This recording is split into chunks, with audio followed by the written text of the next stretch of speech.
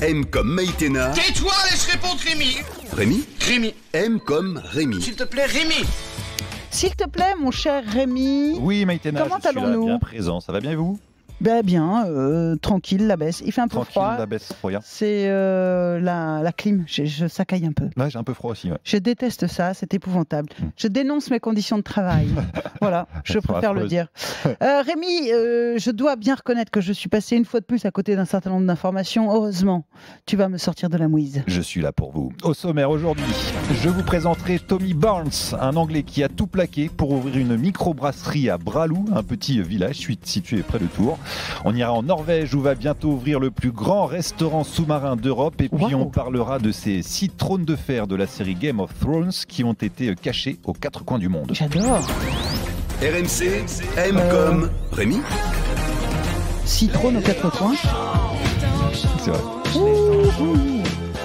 Les temps changent. Les temps changent.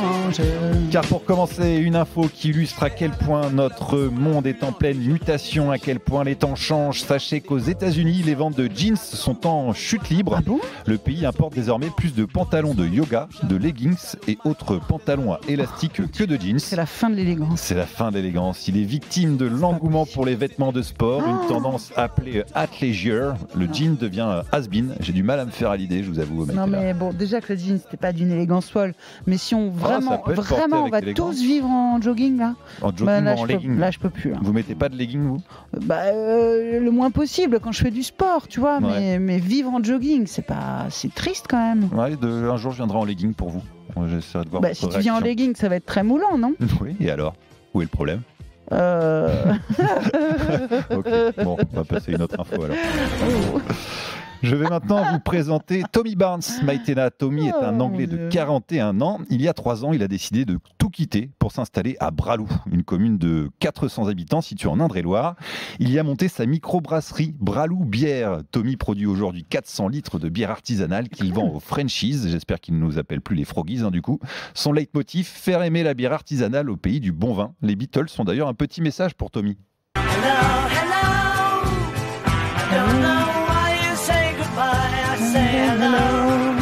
Ils vous disent au revoir, nous on vous dit bonjour. Bonjour Tommy. Bonjour Tommy.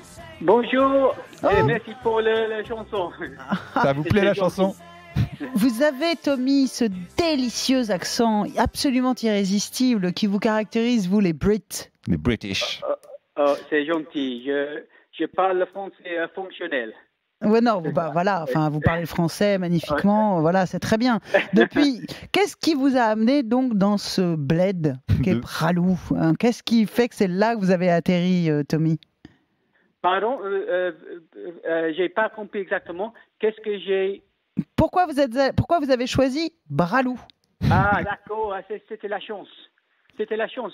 On a décidé de déménager en France il y a 4 ans. Parce qu'avant, on a habité à Londres et c'était dur. C'était un peu trop pressé, oui. Ouais. Donc, en Angleterre, on aime beaucoup la France avec le soleil, du vin, du fromage. Ouais. Et bon, on a commencé un voyage autour de la France. On a trouvé une petite maison ici à Bralou. Oui. Et les gens ici, ils sont très sympas. Ouais. Ils font du bon vin. Oui. Du fromage de chèvre. Oui, c'était ça.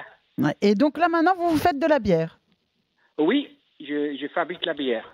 Oui, j'ai une petite brasserie dans la grange chez moi. Et c'est légal ou c'est illégal? C'est vraiment légal. Si vous avez le douane qui entend, c'est légal. Ok. Et où est-ce que vous avez appris à faire de la bière?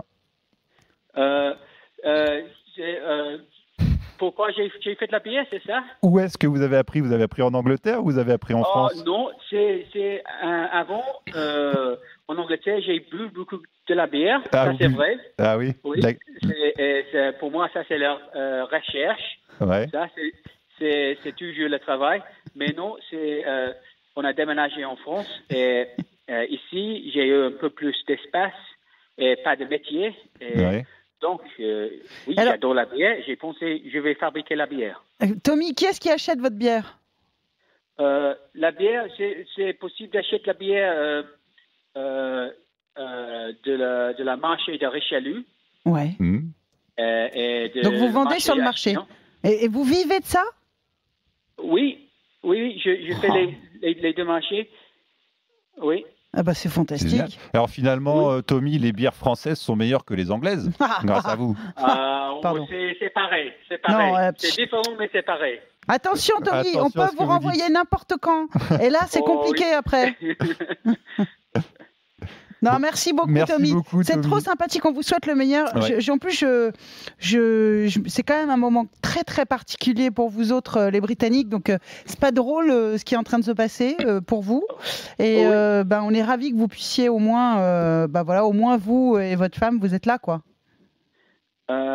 Pardon, j'ai pas compris exactement. Non, mais c'est pas grave, on vous embrasse. On est heureux pour vous et on est heureux que vous soyez là. Bienvenue. D'accord, merci beaucoup. Et d'ailleurs, Tommy publie un livre intitulé Une bière in the Loire aux éditions Michel Lafon. Voilà. Et puis Maïtena. Tout autre chose, les fans sont au taquet. C'est le 14 avril prochain que sortira le 8e et ultime volet de la série Game of Thrones. Vous aimez bien, vous, Game of Thrones? Vous suivez comment ça, vous aimez bien Game of Thrones? Pourquoi c'est pas je sais pas, c'est un peu comme si tu me demandais. Et vous regardez les matchs de la Coupe du Monde de football? Tout le monde ne regarde pas non plus les matchs de la Coupe du Monde, c'est incroyable ça. Si. Ah bon? Moi, Game of Thrones, j'ai arrêté après la 3e saison. T'es un loser. Super. On a un loser is coming et puis c'est tout. Bah ouais. Bon, en tout cas, à l'occasion de la sortie donc de ce 8e volet, la chaîne HBO qui produit et diffuse la série organise une immense chasse au trésor. Les dingues. 6 trônes de fer ont été cachés dans le monde, d'immenses trônes métalliques qu'on voit dans la série. Pour les retrouver, la chaîne diffuse des vidéos à 360 degrés au compte-gouttes sur les réseaux sociaux. La 2e vidéo a été dévoilée hier. On y voit le trône filmé dans une forêt pendant 1 heure. Donc on peut, avec la vidéo 360, on peut tourner autour et essayer de retrouver des indices. C'est aux internautes d'y trouver les indices pour indiquer cet emplacement. Et pour l'instant, on ne sait pas exactement ce qu'il y a à gagner. Sûrement le droit de s'asseoir sur ce trône. Peut-être le droit de l'emporter. L'opération se terminera dans 12 jours. Génial. Et puis hier, Maïtena, je vous avais raconté cette histoire de l'émeu retrouvé dans les rues de Joué-sur-Aubois, dans le Cher. Un émeu, on le rappelle, c'est le 2e plus gros oiseau au monde derrière l'autruche. Personne ne sait ce qu'il faisait là, ni à qui il appartient. Il a été placé dans un enclos. La mairie de Joué-sur-Aubois lance un avis de recherche pour élucider ce mystère. Un avis de recherche que nous avons relayé hier dans l'émission. Du coup, je me suis dit, RMC, Radio Nationale, on leur a quand même filé un sacré coup de main, je pense. Ils ont dû être submergés d'appels au secrétariat tellement il y a de gens qui nous écoutent. J'ai donc appelé la secrétaire de Joué-sur-Aubois pour lui demander si ça n'avait pas été trop compliqué à gérer cette situation. Non. On a eu un appel pour une personne qui était intéressée pour le récupérer, mais qui n'était pas du tout le propriétaire, et on n'a pas eu d'autres appels. Voilà. Voilà. Je crois que tu nous as bien mis en valeur, là. Ça me fait marrer.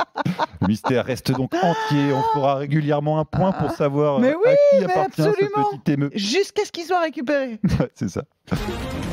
Un peu plus loin, une belle histoire qui nous vient de New York. Thomas Panek est devenu le tout premier aveugle à boucler le semi-marathon de New York guidé par ses chiens. Wesley, Waffle et Gus, 3 Golden Retrievers, se sont relayés pour aider leur maître à s'orienter. Il portait des petites chaussettes de protection pour chiens pour ne pas trop s'abîmer les coussinets. Il a terminé le parcours de 21 km en 2 heures, 20 minutes et 51 secondes. Tu te rends compte? C'est un truc de fou, Habituellement, il le faisait avec des guides qui l'accompagnaient sur le parcours. Cette année, il s'est dit je me balade tout le temps avec mes chiens. Qu'est-ce qu'on a dit, marathon ou semi-marathon? Ça veut dire qu'il a 4h40 sur... pardon, j'ai dit un gros mros. Excusez-moi, mais parce que je suis bluffé. Sachant que notre invitée précédente, la boss de la BNP, elle fait 2h15. Elle déchire tout. Elle est assez forte aussi. Donc voilà, félicitations à Thomas Panek. Et puis Maïtena, je voulais aussi vous parler d'un restaurant étonnant. Il s'appelle Hunder, il est situé à Linden en Norvège, mais surtout il se trouve à presque 6 mètres de profondeur dans la mer du Nord. De l'extérieur, il ressemble à un long tube en béton avec une partie totalement submergée. J'ai vu les photos, c'est assez impressionnant. À l'intérieur, une grande salle avec une immense vitre qui donne sur les fonds marins. Il y a 80 places, il faut compter 232 € par personne pour y manger. Les fonds marins, c'est tout noir là, il n'y a rien du tout. Il y a des lumières du coup pour éclairer un petit peu. Mais il y a quoi? Il y a une crevette et... Il y a des énormes rochers, les poissons qui passent devant, il y a les algues aussi, donc rien que ça, c'est assez... C'est dingue! C'est incroyable. Hein. Ce restaurant ouvrira ses portes le 6 avril prochain. Il est déjà complet jusqu'en août, car 7000 personnes y ont déjà réservé une table. Donc j'ai voulu appeler ce restaurant, j'avais donc préparé un bonjour. Des expériences téléphoniques de Rémi. Ouais, voilà, c'est ça. Bon, celle-ci, vous allez écouter. Bon, j'avais donc préparé un bonjour en norvégien. Bonjour, ça se dit hallo. J'avais aussi préparé restaurant, qui se dit restauranten, enfin à peu près. Ouais. Écoutez cet échange, c'est véritablement passionnant. Hallo. Hallo. Restauranten Hunder? Restauranten din? Hunder? Restaurant? Nej, du hade ringt fel. You have called the wrong number. Sorry, sir. Have a nice day. Bye bye, have a good day. Mais qui t'a appelé? Mais qui t'a appelé? Je sais pas. J'ai appelé un Norvégien qui, je pense, s'est demandé. En fait, il a dit wrong number à un moment, donc je pense qu'il c'était un faux numéro. Oh mon Dieu! Donc, il s'est retrouvé avec un Français. Où que vous soyez sur la planète, méfiez-vous. Rémi peut vous appeler n'importe quand, et ça déchire un peu. Quoi,